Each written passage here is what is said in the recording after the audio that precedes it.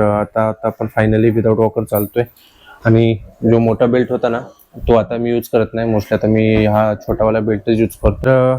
Surgery येऊन आता 1 महिना कंप्लीट झालाय. आज मला सेंटरवर पण जायचंय, एक काम आहे छोटंसं, एक क्लायंट येणार त्याला थोडं बघायचंय.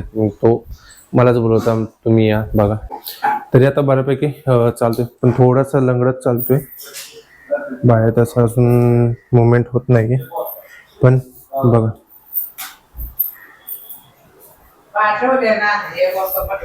नमस्कार मित्रांनो, मी दिनेश जाधव तुमचं पुन्हा एकदा स्वागत करतोय फिट यात्रेवरती. तर सर्जरी येऊन आता 1 महिना कंप्लीट झालाय आणि आता 5वा वीक चालू आहे आणि प्रोग्रेस म्हणायला गेली तर आता बऱ्यापैकी आपला नी बेंड होतोय. ॲटलिस्ट मला वाटतं 50 डिग्रीच्या तर पुढंच होतोय आणि मसलमध्ये अजून पाहिजे तशी स्ट्रेंथ नाही आहे. स्लो प्रोग्रेस चालली आहे कारण की सेकंड सर्जरी असल्यामुळे मसलमध्ये आधीच थोडी पॉवर कमी होते आणि सर्जरीच्या आधी मला थोडंसं वर्कआउट बाहेर तसा नव्हता, स्ट्रेनिंग कमी झाली. त्याच्यामुळे आता आपल्याला थोडी जरा जास्त मेहनत करावी लागते, काय हरकत नाही. आणि आता वाजले 10, मला अजून शॉवर करायचं आहे, आंघोळ करायचे जाऊन. आंघोळ पण करून घेईल थोड्या वेळात आणि आत्ता थोडासा माझा इथला पसारा पण झाला आहे ते पण आवरायचं आहे. प्लस आता आज मला सेंटरवर पण जायचं आहे, एक काम आहे छोटंसं, एक क्लायंट येणार त्याला थोडं बघायचं आहे. तो मलाच बोलवता तुम्ही या बघा. ठीक आहे, कारण नाही आता वॉकिंग करायला लागलोय तर त्यामुळे मला काही इश्यू नाही, तर मी जाऊन येऊ शकतो. आता आपण फायनली विदाउट वॉकर चालतोय आणि जो मोठा बेल्ट होता ना तो आता मी यूज करत नाही. मोस्टली आता मी हा छोटावाला बेल्टच यूज करतोय.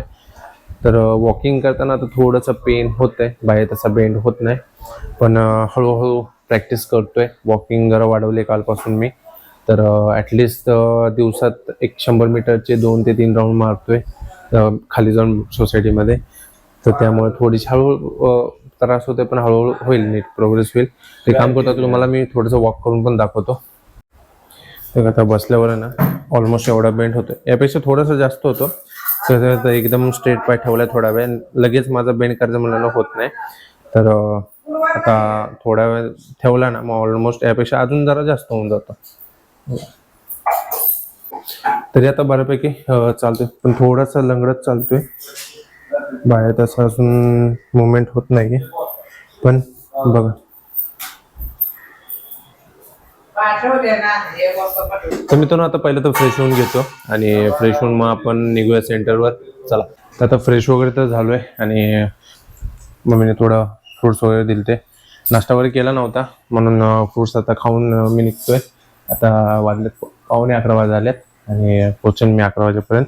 तर आता पहिले खाऊन घेतो. चालताना बघा शिडे उतरताना असं उतरावं लागतंय.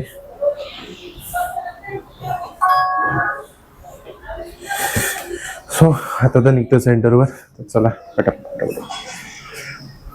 असं झालंय ना, मला गेटवर जास्तच 5 मिनिटं लागतात जास्त, एवढा स्लो चालायला लागते. कसं होतं मग एकदम पाऊल जरी चुकलं ना ते अँकलला आणि माझ्या नीला लोड येतो, त्यामुळं जास्त हार्डवाला असं प्रेशर देत नाही मी, जेवढं ते हलकं. आणि मी कसं या टाइम असा जो लोड देतोय ना तर तेव्हा चालताना ना बॅकला पण खूप लोड येतोय, मला बॅक पण बराच पेन होतो माझा.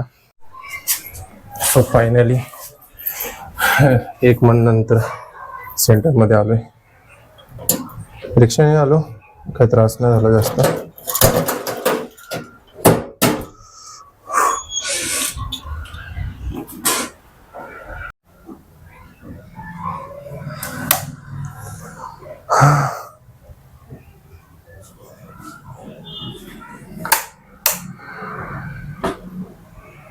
बराच पसारा झालेला दिसतोय.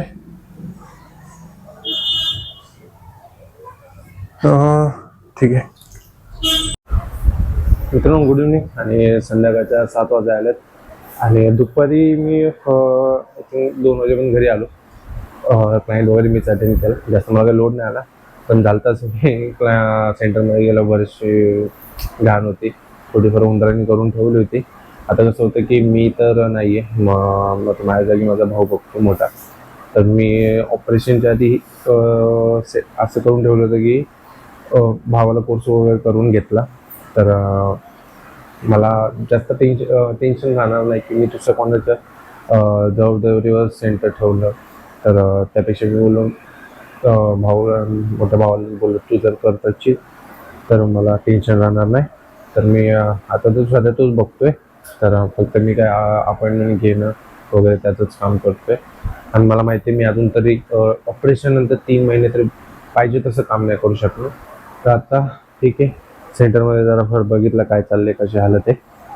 मी जसा घरी आलो मला खूप कंटाळा आला. आलो तसं झोपलो.